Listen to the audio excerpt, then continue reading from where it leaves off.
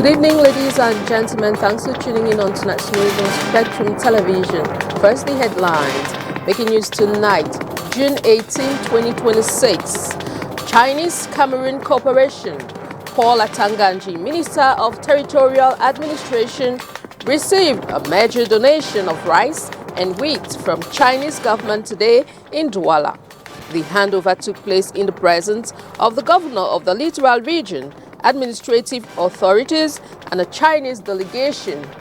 Also in this news, as the holiday season unfolds across Cameroon, the streets come alive with children balancing trays of groundnuts, bananas, and other snacks, finding small ways to stay busy during the long school break. The stories in full and more will be yours right now. Welcome to the 8 p.m. Bilingual News. Ladies and gentlemen, we'll jump into tonight's full stories in the French language with Oriane Donkeng. Bonsoir Yann. Bonsoir à vous Christelle Asek. Mesdames et messieurs, bonsoir et bienvenue au journal Coopération Cameroun-Chine. Le ministre de l'administration territoriale reçoit un don de céréales de plus de 1 milliard de francs CFA. Les dons viennent de la Chine, bien évidemment. Une rencontre a lieu ce jour entre les parties camerounaises et chinoises dans les services du gouverneur de la région du littoral.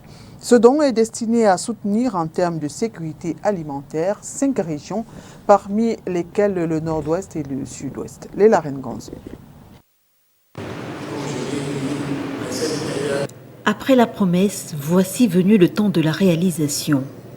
Le ministre de l'administration territoriale a officiellement réceptionné ce jour à Douala une cargaison humanitaire de plusieurs tonnes de riz et de blé offerts au Cameroun par la Chine. C'était en présence des représentants de la République populaire de Chine, conduit par le chargé d'affaires économiques de l'ambassade de Chine au Cameroun. Première phase, la cérémonie officielle organisée dans les services du gouverneur de la région du littoral. Deuxième phase, la réception en elle-même au port autonome de Douala.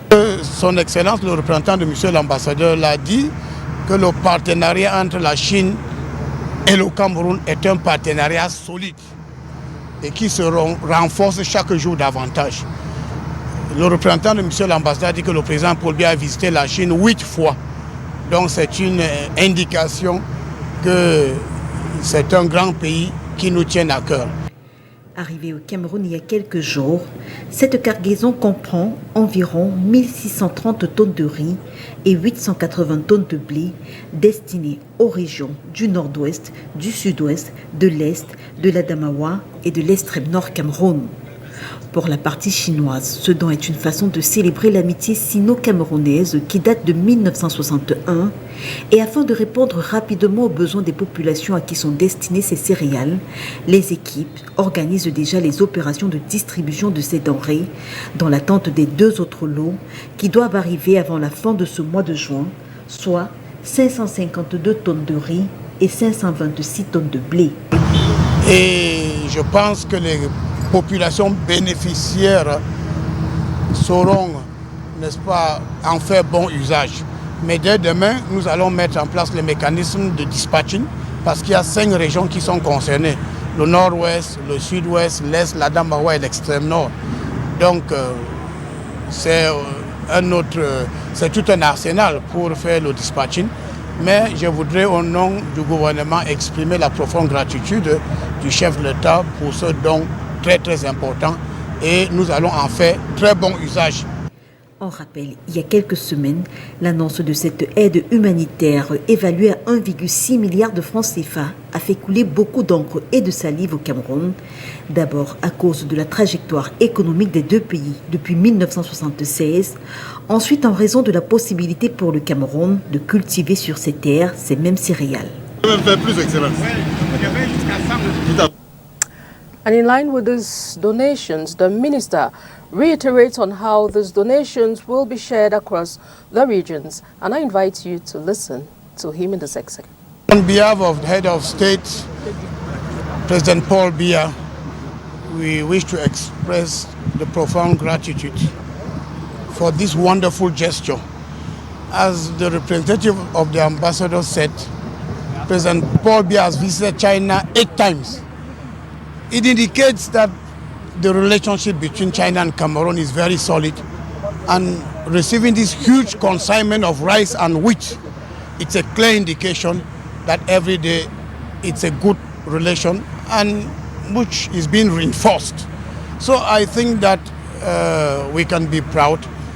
And as I said, we have taken the commitment that as from tomorrow, it will go to the various destinations. So I think that China has always been a solid partner. And as the representative of the ambassador said, China will remain a strategic partner to Cameroon. Yes, because of purpose, we said the Northwest, the Southwest, the East, the Far North and the Adamawa, because of some challenges that you already know.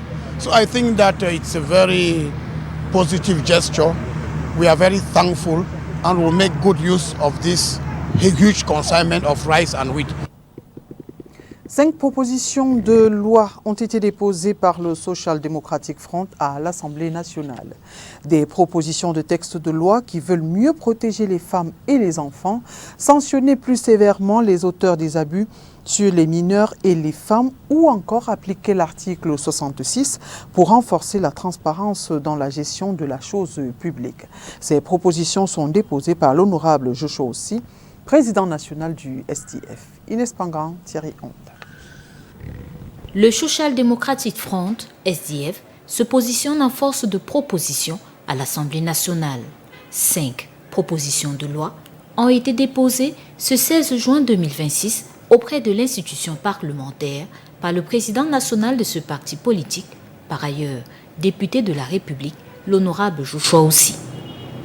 Les textes portent premièrement sur la prévention, la protection, la répression, la prise en charge des féminicides et des violences faites aux femmes, l'ambition étant de mieux protéger les femmes et les jeunes filles et de poursuivre les auteurs. Deuxièmement, la protection renforcée des enfants contre les violences sexuelles, les enlèvements, la traite, les crimes rituels et toute forme d'exploitation, en renforçant la répression des crimes sexuels, des enlèvements et toute autre forme d'abus sur mineurs. Troisièmement, la promotion de la cohésion nationale, de la réconciliation nationale, de la citoyenneté de résidence et de lutte contre les discriminations territoriales, ethniques et communautaires, pour préserver l'unité nationale afin qu'aucun Camerounais ne se sente étranger dans son pays. Quatrièmement, l'application de l'article 66 de la Constitution à travers la mise en place de la déclaration des biens, du contrôle du patrimoine des responsables publics et du renforcement de la transparence dans la gestion publique pour restaurer la confiance entre citoyens et institutions. Et la dernière proposition de loi, la reconnaissance de la traite négrière, de l'esclavage et de la colonisation comme crime contre l'humanité, ainsi que la promotion de la mémoire historique, de la restitution du patrimoine culturel et du droit aux réparations pour inscrire le Cameroun dans le mouvement international de justice historique. And on to this brief. Rebecca Enonchung makes history at the ICC Cameroon. The Cameroonian tech leader, Rebecca Enonchung, has been appointed Vice President of the International Chamber of Commerce, becoming the first African woman to hold the position since the institution's founding in 1919. Founder of AppsTech and chair of AfriLabs, she earned this role after 4 years on the executive board, where she championed small and medium-sized enterprises and Africa's digital innovation ecosystem. Representing over 45 million businesses across 170 countries, the International Chamber of Commerce plays a central role in shaping global trade rules alongside the WTO, G20, and the United Nations. This appointment signals a shift.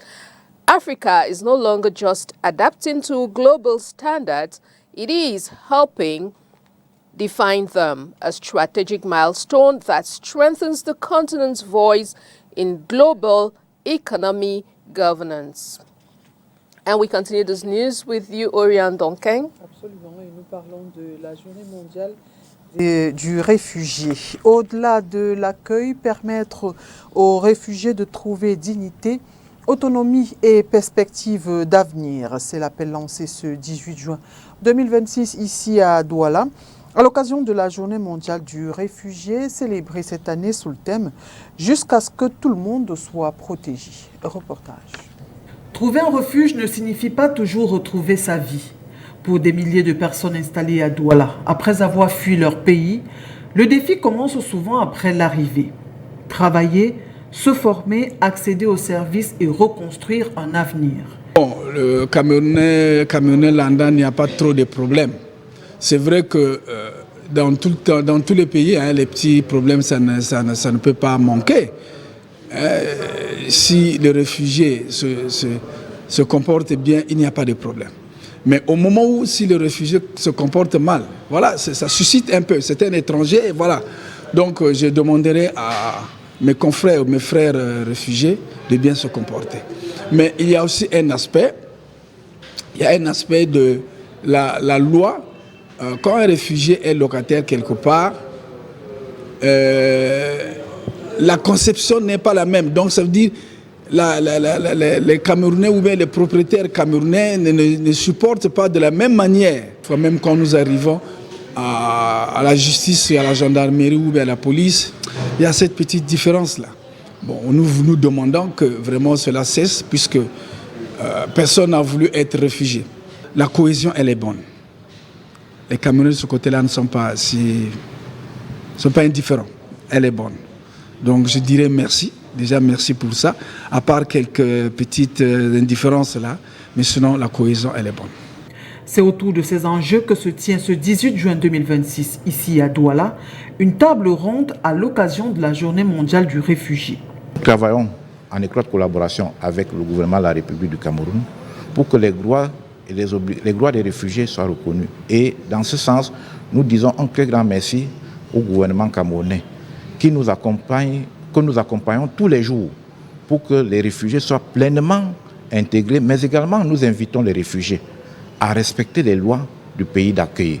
Et c'est la raison d'être également de notre table ronde aujourd'hui, parce que la protection, elle est transversale, mais la protection, surtout, elle est multisectorielle et nous devons savoir que les réfugiés, ils ne sont pas seulement des personnes qui sont là pour l'assistance, mais c'est également des personnes qui ont un savoir-faire.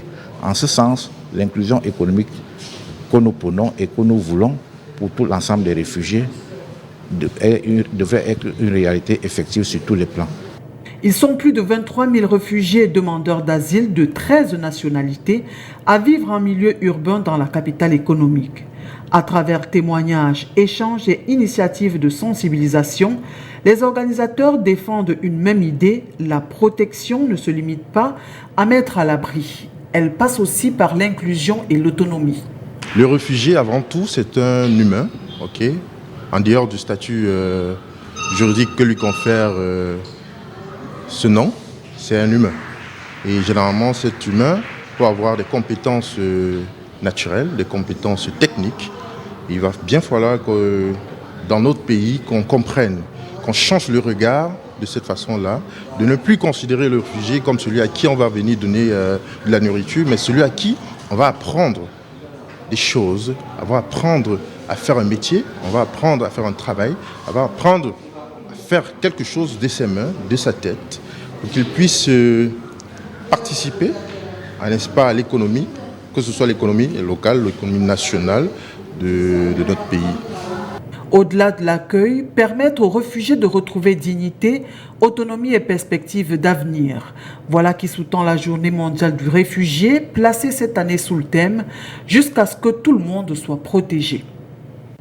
Trouver un refuge ne signifie pas toujours retrouver. Une journée pouvant en cacher une autre, ce 18 juin marque la journée internationale de lutte contre les discours de haine. Au Cameroun, cette commémoration résonne avec une urgence particulière. Entre crise sécuritaire et repli identitaire sur les réseaux sociaux, le vivre ensemble est mis à rude épreuve. Comment le pays fait-il face à ce fléau? Élément de réponse dans ce reportage que signe Henri Ngoué. Selon les Nations Unies, le discours de haine désigne tout type de communication visuelle, écrite ou verbale, qui attaque ou utilise un langage discriminatoire à l'égard d'une personne ou d'un groupe en fonction de son identité. Le Cameroun célèbre ce 18 juin 2026 la journée mondiale de lutte contre ce fléau aux côtés de la communauté internationale. Cette commémoration intervient dans un contexte particulier. L'unité nationale semble mise à rude épreuve par la persistance des crises sécuritaires dans le nord-ouest, le sud-ouest, ainsi que les menaces résiduelles de Boko Haram dans l'extrême nord. À cela s'ajoute la multiplication des discours identitaires exacerbés par les tensions post-électorales. Ce véritable cancer du vivre ensemble se manifeste par la diffusion de fausses informations, des appels à la violence sur les réseaux sociaux et la stigmatisation ethnique.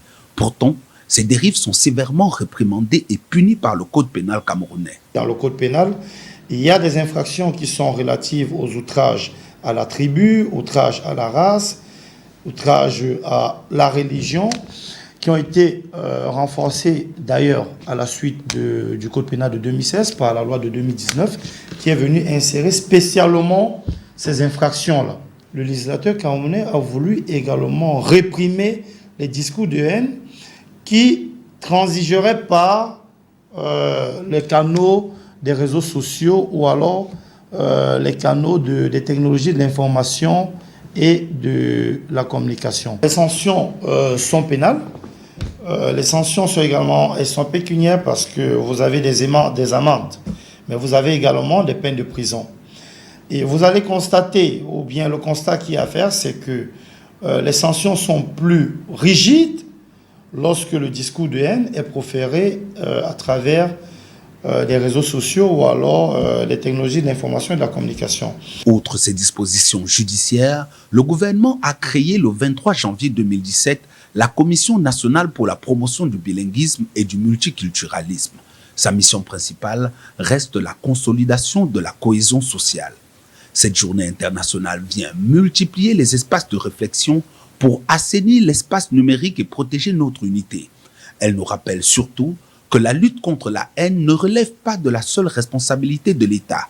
C'est l'affaire de tous, un engagement quotidien de chaque citoyen pour préserver la paix et le vivre ensemble.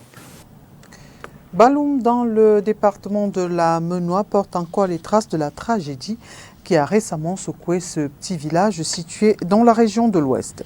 Alors que la République continue d'interroger les responsabilités des uns et des autres dans l'assassinat de deux jeunes hommes, certains habitants ont bien voulu revenir sur les faits tels qu'ils se sont déroulés le 5 juin 2026. Léla Renganzo.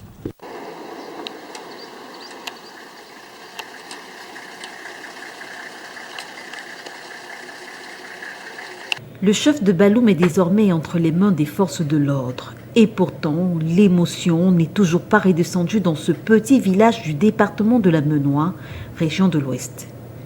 La tragédie qui a frappé le village continue d'alimenter les conversations. Deux jeunes hommes brûlés vifs le 5 juin dernier. Sous Cap, les langues se délient, mais l'affaire est encore beaucoup trop fraîche, beaucoup trop sensible et beaucoup trop horrible pour des révélations à visage découvert face caméra.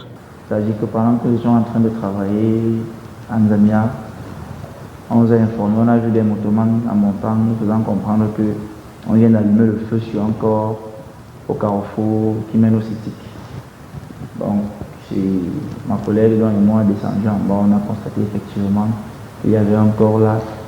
Et à ce qu'on nous faisait comprendre, c'est là où certaines personnes nous disent encore qu'apparemment, ce n'est même pas le premier corps, que le réel premier corps a été brûlé à l'entrée de la chefferie et que celui-ci, c'est le deuxième corps et que les deux, à ce qu'on disait, c'était des bandits. Que l'un venait de Penka-Michel, que l'autre était de Baloum. Donc le deuxième corps que nous avons retrouvé est encore en train d'être brûlé, en tout cas de prendre feu. On nous a dit que c'est celui-là qui est Baloum et que son ami qui était en bas venait de Penka-Michel. Dans les différents témoignages, certains mots reviennent en boucle. Bandits, chefferie, gendarmerie, brûlé. On a arrêté le bandit, un bandit, on l'a mené à la chefferie. Arrivé à la chefferie, le chef a demandé qu'on amène à la gendarmerie. Au moment que la population était en train de l'amener à la gendarmerie, arrivé en route au niveau de Tintin, au niveau du marigot Tintin. Je ne sais pas ce qui s'est passé là-bas. Apparemment, certaines personnes rapportent que le bandit en question a commencé à menacer a donné les paroles de menace. C'est là où la population a donc décidé à ce niveau-là de le brûler, de ne plus l'amener à la gendarmerie, comme le chef a demandé qu'on l'amène à la gendarmerie. Arrivé à la rivière de Tingtung, apparemment le bandit, quelque chose s'est passé là-bas. C'est là où la justice populaire a décidé de le brûler. Et quelques heures après, j'apprends encore qu'on est parti attraper, on a attrapé un autre bandit qui était apparemment son collègue. On l'a amené à la rivière, on l'a amené vers le collège esthétique. On a brûlé aussi celui-là là-bas. Le visage de la justice populaire brûlé vif parce qu'accusé d'avoir volé des tôles dans un collège. Baloum porte encore les traces de ces deux disparitions tragiques. Le Cameroun, quant à lui, suit avec stupeur la suite de cette affaire. And as the holiday season unfolds across Cameroon, the streets become alive with children balancing trays of groundnuts, bananas, and other snacks, finding small ways to stay busy during the long school break. Report. It is holiday season in Cameroon. Going around the city, you won't miss seeing children parading the streets with buckets on their heads, trays bearing different items such as groundnuts, snails, puffballs, and you name it. In the friendship city of Limbe in the southwest region of Cameroon, precisely in Down Beach, Bukavu, where people gather with friends or family to relax, eat grilled fish, and cool off the day or week's stress. Young Max comes out here to exhibit and showcase his talent for the listening pleasure of onlookers who sometimes tip him off with a few CFA francs as a reward for his performance.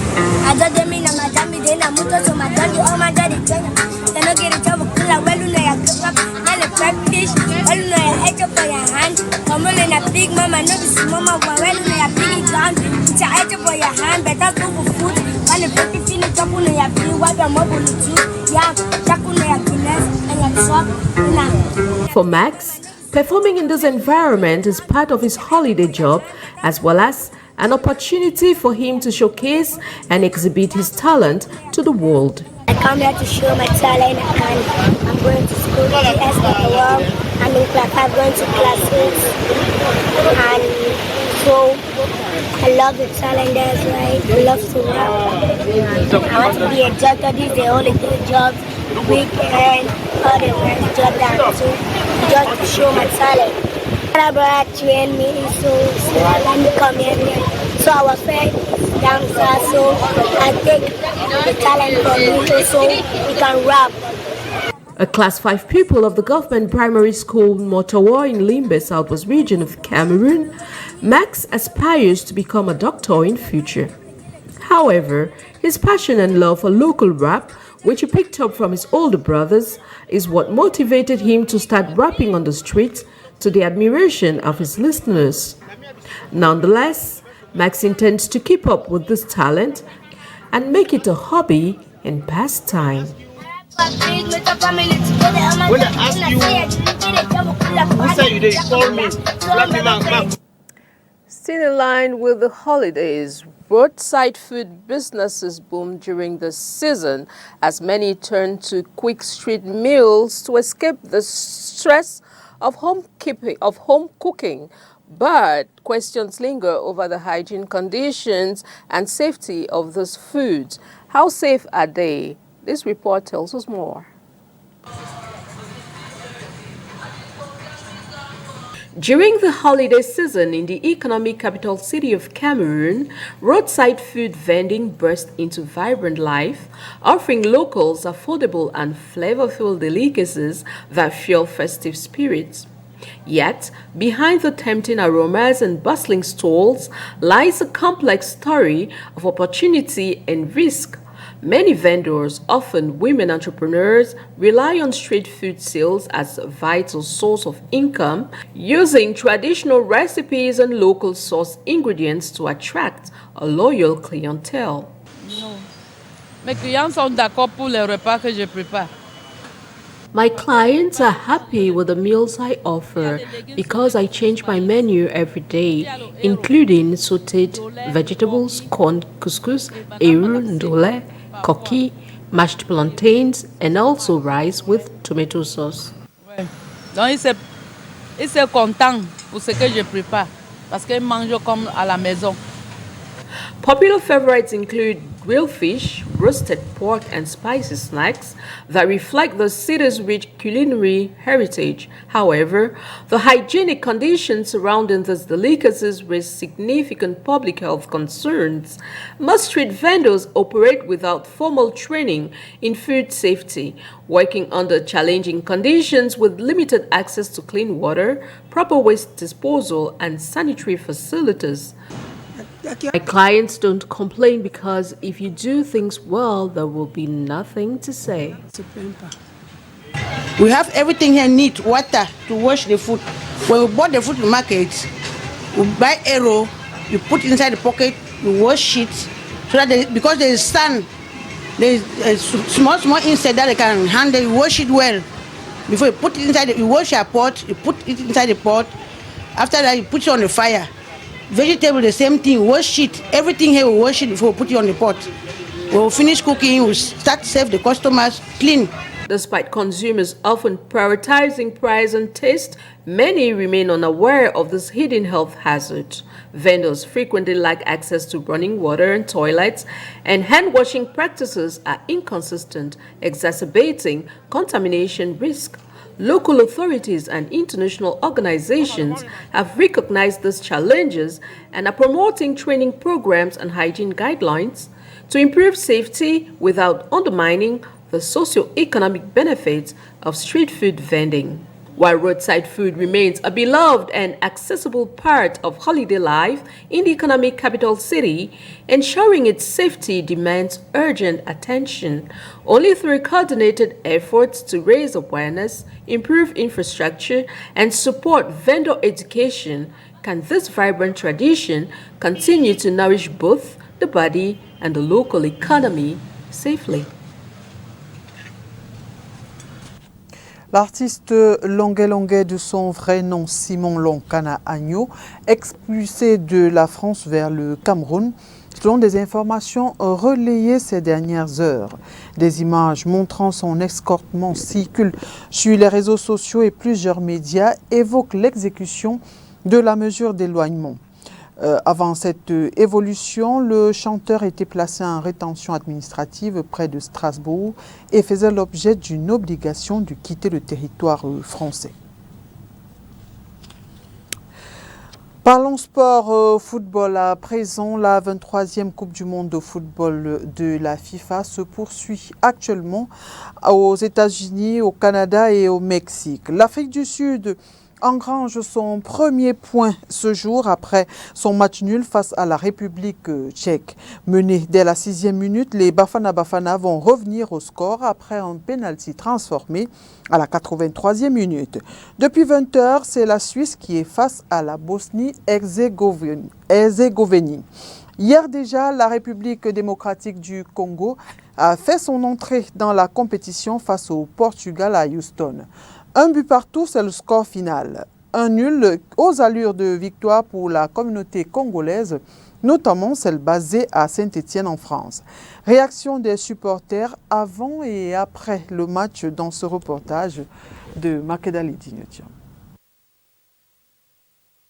Mercredi 17 juin à Houston aux États-Unis, la République démocratique du Congo affronte le Portugal dans le cadre de la première journée du groupe K du Mondial 2026 de football de la FIFA. À quelques heures de cette rencontre, ces supporters congolais vivant à Saint-Étienne en France attendent avec impatience l'entrée des Diables Rouges, de retour dans ce tournoi après 52 ans.